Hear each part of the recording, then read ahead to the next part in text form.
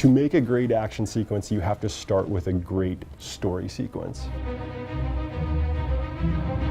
An action sequence can be fun to watch, but unless you're invested in this character and what they're trying to do, it doesn't mean much. One of the things I really like about Marvel Comics is when you look at a panel, the characters really pop. You can always see the characters, you know what they're doing. When we were building out the RAS sequence for our E3 demo, we actually went in and we talked with Insomniac a lot about how we could exactly position the villains so we would almost see like these images that flash panels from the comics themselves. We wanted to try and get that same angle and same framework into these scenes. We don't actually do storyboards. We actually do a 3D previs. I'm talking about pre-visualization in 3D. The entire file will actually look like what you see in the final product, but it's all grayscale, and then the animators just do temp animations to block out all the scenes, block out the cameras, and then set up the flow of the actual combat. And once we agree upon what we're going to do, we then go to the mocap stage and shoot it. To achieve both Spider-Man's motion and some of the other more stylized or superhero characters, we drew from everything possible. Right off the bat, we looked at parkour, we looked at gymnasts. We actually got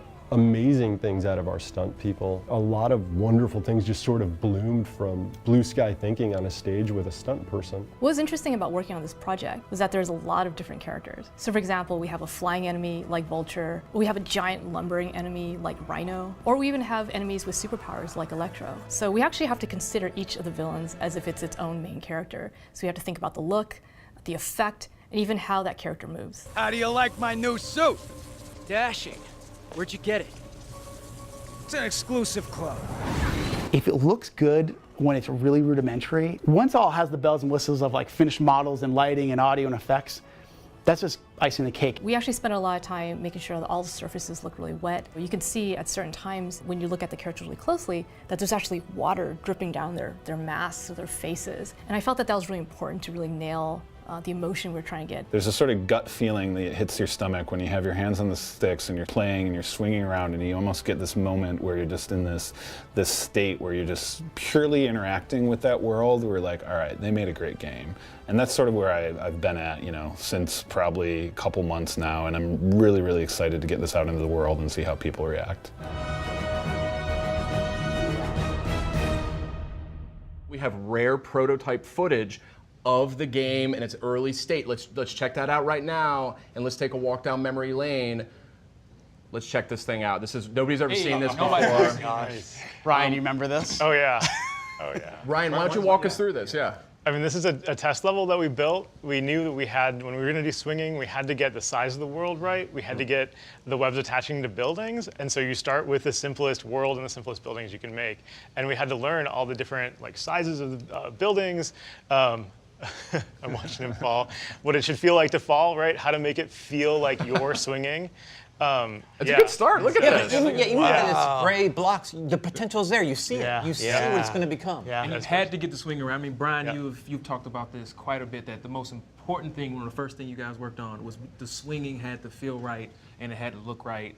And even here in this very, very early, you're on to something. You're on to something. Yeah. Well, I got to give a lot of credit to the gameplay programmers and the animators who all collaborated on this. Yep. And you know, that's one of the things that we believe in heavily is different teams working together to make something special. And that there are a lot of ideas, certainly, and a lot of play testing early on where we all tried it out and were asking the tough questions. How should its webs attach? What should it feel like? What can we interact with in the environment? What are the different options, whether it's just the buildings or whether we can wall run or whether we can shoot through fire escapes? All those things have to come up during the play testing and development.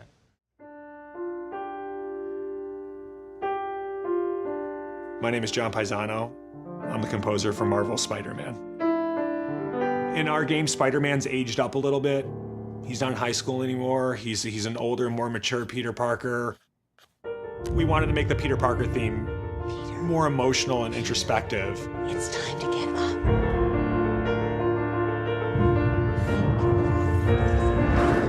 And it was a great theme, but it didn't have that propulsive energy that you might need when he got to be Spider-Man. And then through orchestration and instrumentation and arrangement, we took that Peter Parker theme and we turned it into a Spider-Man theme. It was kind of like putting on a superhero suit on the theme.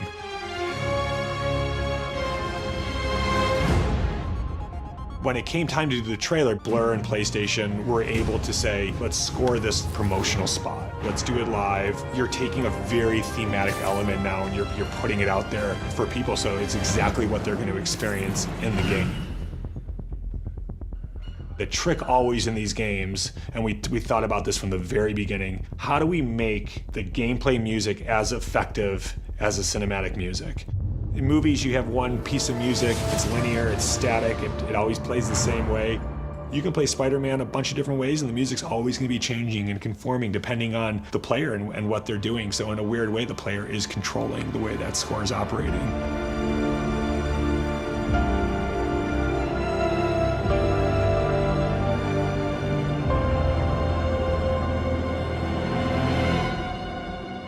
Scott and the guys over at PlayStation and the guys over at Insomniac, they developed a whole new system for how they were going to create the music for the game and how it was going to trigger the different layers and different elements, so it never felt like it was looping. Or when you do play the game, it is amazing. I don't even recognize some of the cues because when you're playing it, they're just firing in so many different ways that it just feels like fresh pieces of music all the time, but it still maintains its identity with the thematic elements.